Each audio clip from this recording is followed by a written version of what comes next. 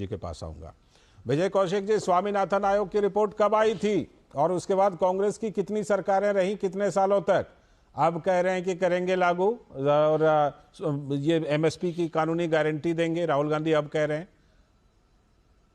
देखिए, स्वामीनाथन जी की जो रिपोर्ट आई थी उस समय हमारी सरकार की नीति ये थी कि जो कृषि की जो लागत है उसे कम से कम किया जाए, जिससे किसानों को ज्यादा से ज्यादा फायदा हो। अच्छा। और देखिए, अगर हमने कोई काम नहीं किया और आज जरूरत है कि वो काम होना चाहिए, तो मोदी सरकार ये कहकर तो बच नहीं सकती। लेकिन मोदी सरकार किसानों की पीठ में जो छुरा घोंप रही है, हाँ। उससे किसान आहत है और इसलिए वो दोबारा दिल्ली कूच कर रहे हैं। इसके लिए मैं कांग्रेस पार्टी की तरफ से पंजाब के किसानों का धन्यवाद करना चाहूंगा कि जब जब इस देश के ऊपर कोई आफत आई है, परेशानी आई है, तो उसका मोर्चा पंजाब के लोगों ने संभाला अच्छा। है। तो विदेशी आक्रांताओं का मुकाबला करने की बात हो ठीक है। या देश के किसानों को उनका हक दिलाने की बात हो, मैं आपके चैनल के माध्यम से एक बात भी पूछना चाहता हूँ पूछ कि लीजिए। आप एक विद्वान व्यक्ति हैं। जब देश के प्रधानमंत्री माननीय नरेंद्र मोदी जी किसानों को लेकर जब पिछली बार ये प्रदर्शन हुआ था, तो बीजेपी के लोग ये कहते थे कि ये लोग पाकिस्तानी हैं, ये लोग खालिस्तानी हैं, ये लोग देशद्रोही हैं, ये लोग चुनाव के वक्त इकट्ठा हो रहे हैं, इसके पीछे विदेशी शक्तियों का हाथ है। और बाद में उन्हीं मोदी जी ने इन किसानों की मांग ये कहकर मानी कि भाई मैं अपनी बात इनको नहीं समझा पाया, इसलिए कृषि के काले कानूनों को रद्द किया जाता है।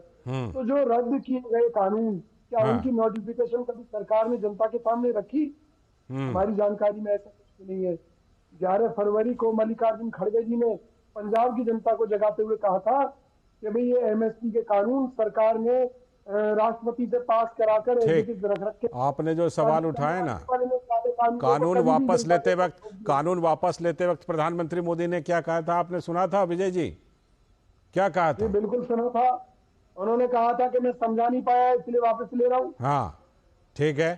तो इसका मतलब ये, नोटिफिकेशन कौन सी जारी हुई? इसका मतलब किसानों का 1.5 साल का प्रदर्शन देखा और ये जो अभी प्रदर्शन चल रहा है कुछ किसान संगठनों का, आप इससे बिल्कुल गदगद नजर आ रहे हैं विजय कौशिक जी। क्या ये कॉल इसलिए दी गई कि 2019 में चुनाव के बाद लगा नतीजे से कि अब ऐसे तो पार पाना मुश्किल है, तो अब कुछ ना कुछ जो भी हैं, किसान हैं या और अन्य समुदाय के लोग हैं, उनको सड़क पर उतारना होगा? आदरणीय लाल सिंह जी, मैं आपसे बड़े स्पष्ट शब्दों में ये कहना चाहता हूँ।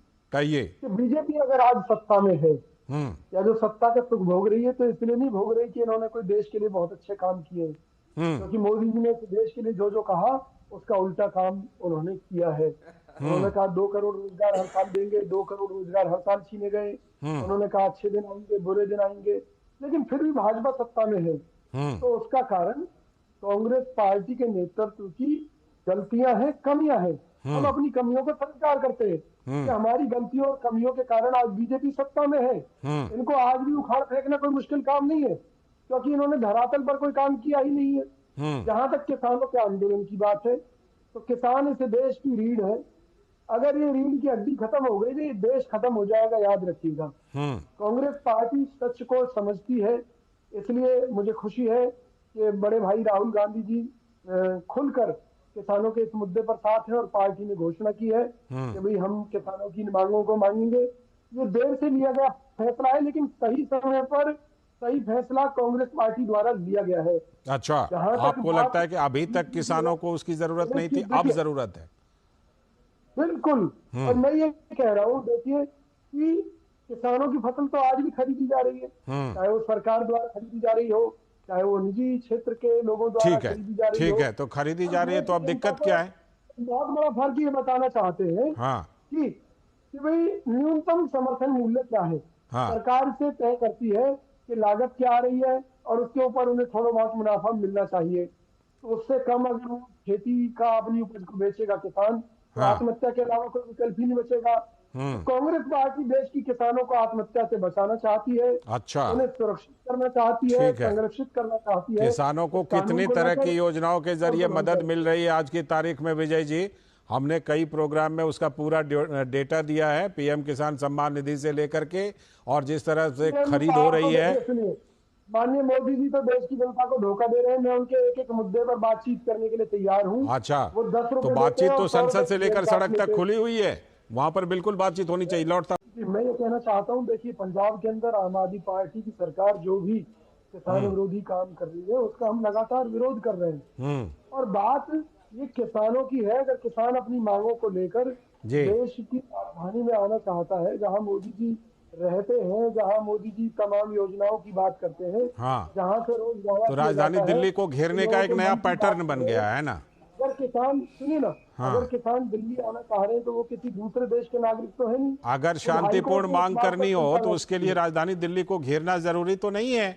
और जब बातचीत का नहीं, ऑफर दिया जा जब रहा है तो देखा बातचीत जाएगा, उनके बातचीत के रास्ते में टेबल पर भी चीजें आना दिखाई चाहिए, जाएंगी। है कि नहीं? लालचंद जी, वो भी तो इस देश के वो नागरिक हैं जो देश के दुश्मनों नागरिक से तो वो लड़ते भी हैं जो बहुत सारे लोग परेशान हो रहे हैं, हमने दिखाई प्रतिक्रिया।